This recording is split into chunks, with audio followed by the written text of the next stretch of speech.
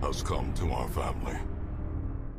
I'm Reginald Gickington, and you can call me Reggie, and today we'll be continuing our painting journey through the miniatures of the Darkest Dungeon board game by Mythic Games. In today's video, I come to you all somewhat belatedly to bring you something that I frankly should have done ages ago. Today's two miniatures are used in every single session of the game, countless times, and I have no excuse for leaving them unpainted for as long as I have. I'm referring to, of course, the Torch and the Caretaker. The former is used to track your hero's progress through each dungeon, while the latter is charged with maintaining the hamlet in your absence, and during each week in the hamlet represents an obstacle as he occupies various buildings and blocks the heroes from using them. With that said, let's get these guys taken care of. First off, we're going to be doing the Torch, which we've primed in black. The first step will be a coat of Surcoat Silver on the handle and basket itself.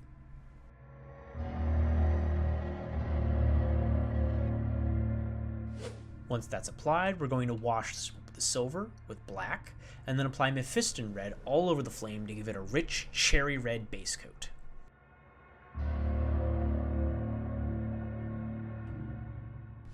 With the flame based, we're now going to brighten it up by adding hot orange as a highlight, focusing on the tips of each lick of flame and making it denser and stronger the closer it gets to the top of the fire.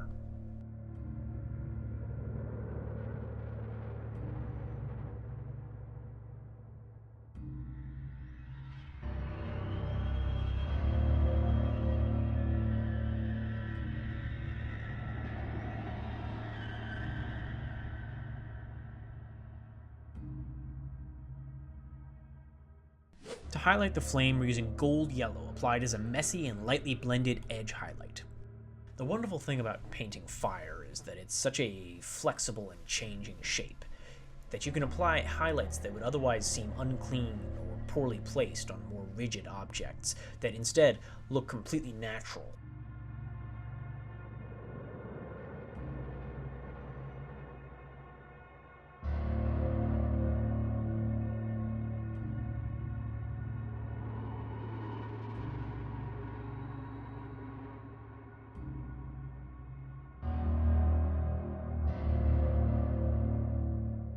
And with those steps done, the only thing left to do is go back and give the base an all-over of Doom Death Black, finishing off the Torch as quickly and as easily as that.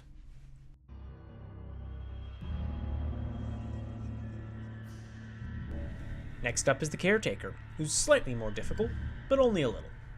We're starting off with his coat and his skin, for which we're using earth and tan respectively.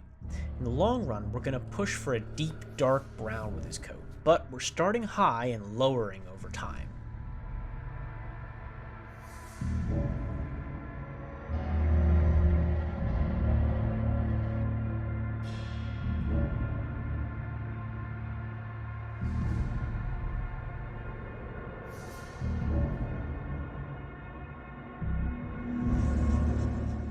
We'll need Guilliman Flesh and Leviathan Purple next, along with some contrast medium.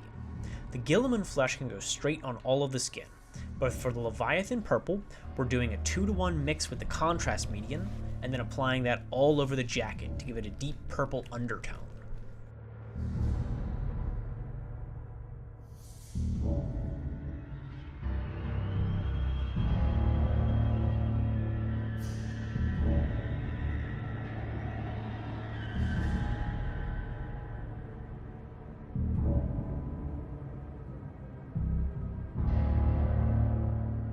For the trim on his jacket, we're using Liberator Gold, a warm and bright tone that, like the jacket itself, will be brought down and darkened with subsequent steps.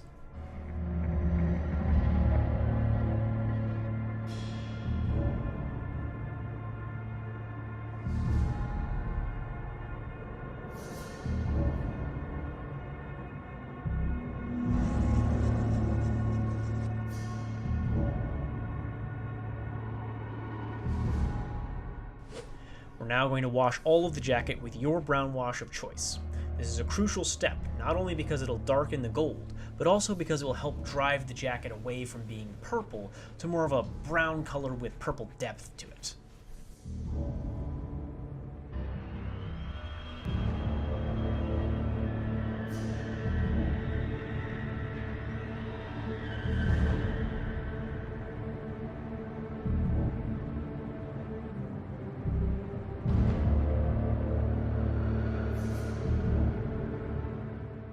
His sleeves and the underside of his shirt are both the same ruffled white fabric material, and so we're going to use somber gray on that. We're also using the same color on his glasses. Then, once that's dry, go back and highlight using ghost gray on the same areas. For the glasses in particular, all you need to do is a few thin diagonal strokes across the lenses to make them feel like the reflection of light and sell their glossy nature.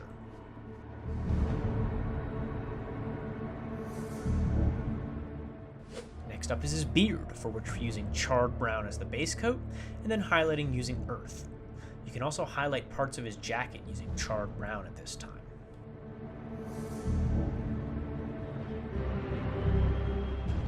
His skin needs a bit more pallid discolor to it, so for that, we're going to do a highlight using Cadian flesh tone, and then go back and do very precise smaller highlights of Kislev flesh on things like the finger joints and forehead wrinkles.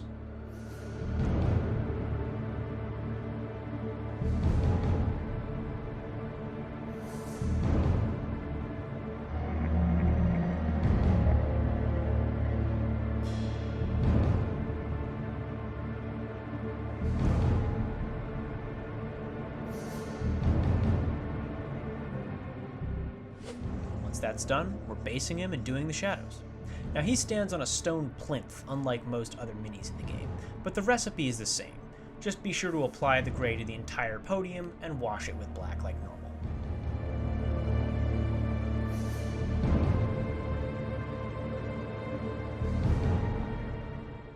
With that taken care of, we have both of our tokens done.